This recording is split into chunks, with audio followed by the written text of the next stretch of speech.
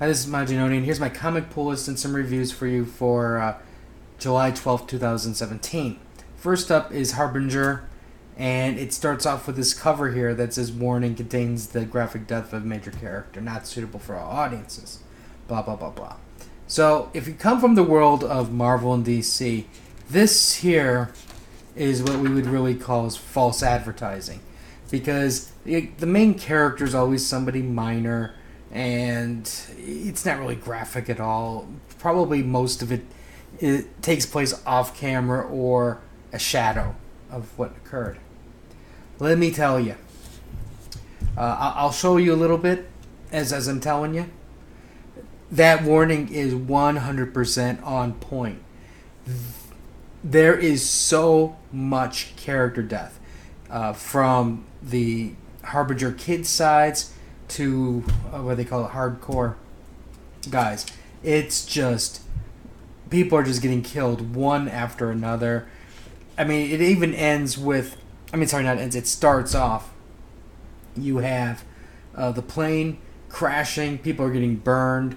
You got throats getting slashed. It's just insane.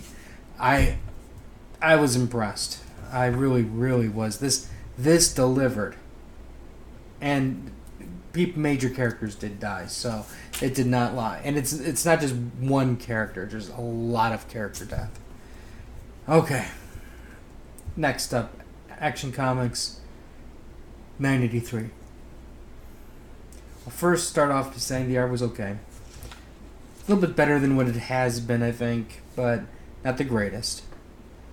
And this is basically an all-battle book, which makes me very happy. I guess you can say the only part I really wish for is I wish some of these fight scenes were drawn out more, but I understand it's page count. You know, you got to write for the trade, so you can't really go into in-depth fighting. It's just one punch, two punch, this is what everybody's doing, and then they move on to the next part of the story. But other than that, I mean, it was pretty decent.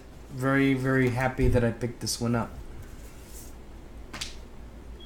Batman, Detective Comics 960. Alright, this actually ties into the Metal books.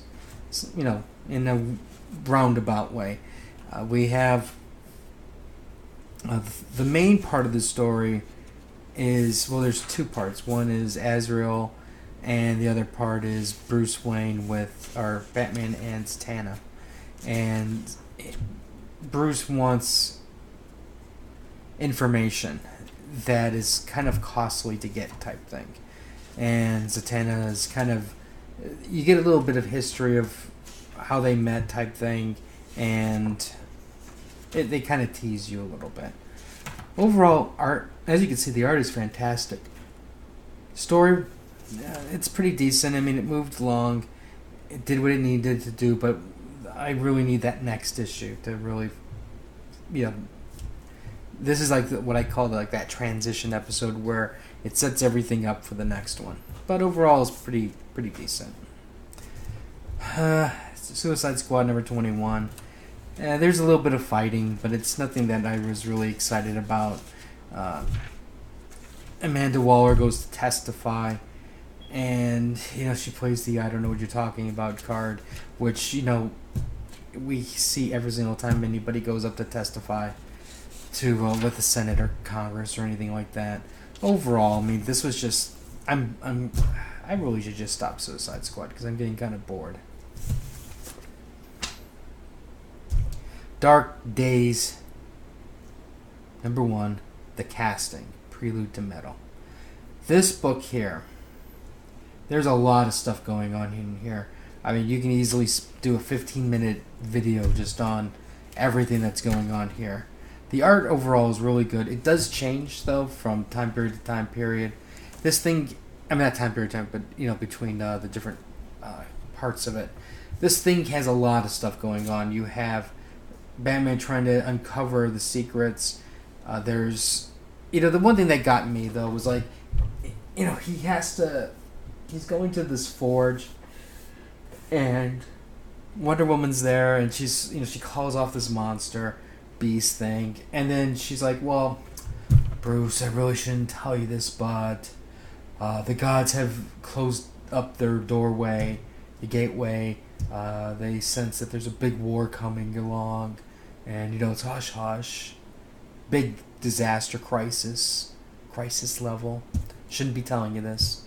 And I'm thinking, okay, you are Wonder Woman. You are a member of the Justice League. The gods have basically said, you know what, you guys are on your own. We're closing up shop. Something bad is coming. Crisis level bad. Have fun with that. And she doesn't tell anybody. What's wrong? What is wrong with that phrase? You know what I mean? So I found, once I read that, it was kind of like, yeah, whatever. That doesn't seem like realistic. And then, I'm not going to spoil everything, but there's, Challengers of the Unknown are in here. They give you a little bit about the Joker. They give you a little bit, I don't remember, the stupid kid's name, because I don't like him. But it's the guy in the yellow Robin Batman type suit. And I think, I don't know, for me, I think it's really convenient that this person exists the way they did it, but knowing Snyder and stuff, I have a feeling some of this stuff was built a long time ago, and that was probably his purpose for being there. Overall, the book was really decent. I thought, if anything, it was a great setup to start showing, hey, something really bad is going to happen. And so for that, I thought that was great. You can tell there was a lot of thought as to what they were doing to planning this, unlike other things that other companies like to just throw out there. Okay, Flash, number 26.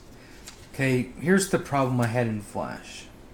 Okay, the cover was great, but we've seen this cover how many times in the past? From a variety of different sources. But anyways, here's the deal. We get this image or viewing, whatever, of Barry fighting his two kids because his kids have turned into rogues because Barry wasn't there for them. I just right there just was like, oh my god. Just because your dad isn't there, do you have to tear things up and become a supervillain? Really? Oh, but anyways, this is what I got into thinking. You have Flash. Flash has two kids, and then now they're they both have super speak, right? Superman has Jonathan, who is, basically a miniature Superman. You have Aquaman, Aqualad, right? You have, all these other characters. Even Marvel and DC, it's they have kids and they got superpowers, right? Why hasn't a supervillain just you get the DNA of heroes, make clones, and you make an army of supervillains. You know what I mean? I would say, why doesn't the supervillains just, have babies with each other, and then use the babies, brainwash the babies to become supervillains? But, the way time moves, those kids will never grow up. So that's why I'm saying, I know Mr. Sinister is, genetics and all that stuff, but why hasn't he created an army of X-Men to take over the world? Why? I don't understand this. I just don't get it. Seems logical to me. You want to fight Superman? Create an army of Superman. You know what I mean? Want to fight Flash? Create an army of evil Flashes. Eventually one will get through.